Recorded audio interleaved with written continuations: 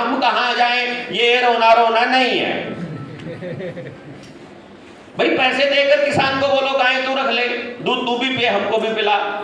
गाय तो उसको लेकर के वो चरा लेगा, उसके पास खेत है, ठीक है, उसको खेत में उगाने के लिए मदद करो कि खेत में तुम उगाओ, असली भोजन उगाओ तुम। यहाँ पर कोई केमिकल नहीं डालना है। पड़ोसी केमिकल वाला पड़ोसी जितना उसके पूरे 1 एकड़ में पैदावार होगी, मतलब उसकी जो कमाई होगी सरकारी खरीद के अनुसार, उतना पैसा ले लेना, चाहे 10 मन हो, चाहे हमारा 2 क्विंटल हो, चाहे 3 क्विंटल, में कोई मतलब नहीं, लेकिन असली मिला ना।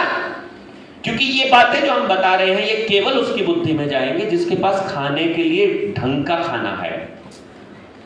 जो खाना ठीक नहीं खा रहा उसको असल बात समझ में नहीं है। कचरा खा रहा है तो कचरा बातें समझ में आएंगी, वो रील देखेगा गंदगी वाली। असल खा रहे हो तो असल प्रकृति से जुड़ी, परमात्मा से जुड़ी, बिल्कुल जीवन से जुड़ी बातें समझ आएंगी, टक से समझ आ जाएगी। पहले तो ये समझ में आना चाहिए कि ये हमारी जरूरत है कि हमें अपने बच्चों को शुद्ध खिलाना है। यदि शुद्ध खिलाना है तो वो वहीं से आएगा जहां से आएगा। हाइब्रिड बीज शुद्ध अनाज नहीं दे सकते। केमिकल वाला फसल, केमिकल वाला अनाज, पैकिंग वाला फूड आपके बच्चों को न्यूट्रिशन और सेहत नहीं दे सकता। ये पहली लाइन है जो आपको समझ में आनी चाहिए। अब एक बार ये लाइन समझ आ गई तो पहले नंबर पर इसको छोड़ना पड़ेगा। इसलिए नहीं कि आपको मिल गया है, ना भी मिला है ओरिजिनल खाना, पहले इसको ये तो पता लग गया ना ये तो कचरा है। अगर मां को यह मालूम पड़ जाए कि आपके बच्चे को दिया जाने वाला पैकेट वाला भोजन पाम ऑयल, राइस ब्रैन या फिर कॉटन सीड ऑयल में बना हुआ है और ये सारे जेनेटिकली मॉडिफाइड हैं, और जेनेटिकली मॉडिफाइड तेल या कोई भी फसल खाने से अगली पीढ़ियां नपुंसक और बांझ हो रही है, ऑफिशियल रिपोर्ट्स हैं, तो फिर अब भी खिलाओगे क्या? अभी वो लाल गाजर अपने को यहाँ सलाद में दी थी कल, क्या पता आज भी आई हूं, ठीक है। अब मैं आपको बताता हूं, ढूंढो जरा इसके अंदर ढूंढो, येलो कैरेट ढूंढो। एक लाल गाजर होती है हमारी, येलो वाली है, पीली है, सॉरी मैं गलत लाल बोल गया, येलो वाली गाजर है।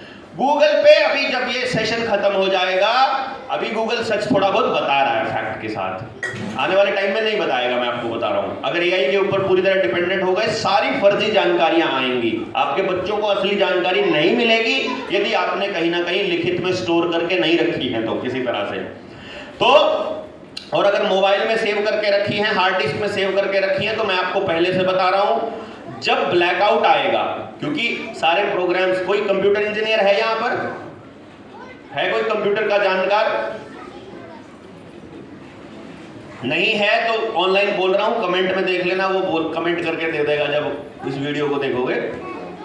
कंप्यूटर इंजीनियर को मालूम है कि वो उधर से एक बटन दबाते, एक ऑप्शन चूज करते हैं कि जिस भी आर्टिकल में ये शब्द इस्तेमाल हो रहा है वो डिलीट हो जाए, तो सारे इंटरनेट पर उस शब्द वाले सारे आर्टिकल खत्म हो जाएंगे एक झटके से, 1 सेकंड से।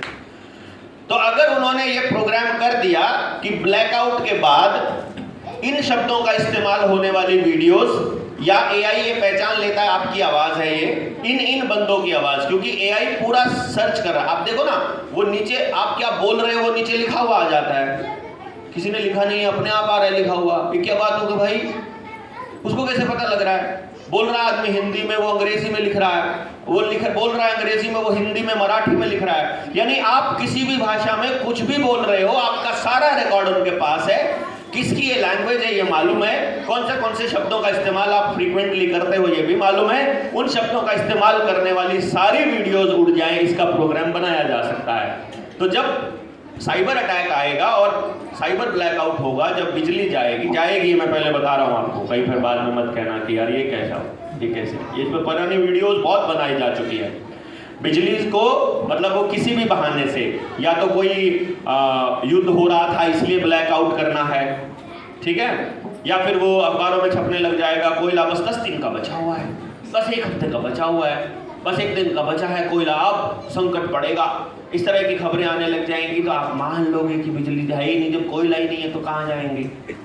ठीक है ना, या पावर प्लांट जितने भी ये दूसरे हैं, न्यूक्लियर पावर प्लांट है, हाइड्रो पावर प्लांट है, उनमें कुछ खराबी आ गई है और इधर से ये हो गया, उधर से अटैक हो गया है, तो बिजली मिलेगी ही नहीं। बिजली नहीं मिलेगी, जब तक बिजली गायब है आपका इंटरनेट भी नहीं चलेगा। वो पीछे से बैकग्राउंड में इंटरनेट का जितना डाटा सेंटर है उसमें से सारा वो डाटा उठा देंगे जो आपके बच्चों के लिए फायदेमंद है। और जब दोबारा से आएगा तब तक आप भी आर्टिफिशियल इंटेलिजेंस के आदी हो चुके होंगे।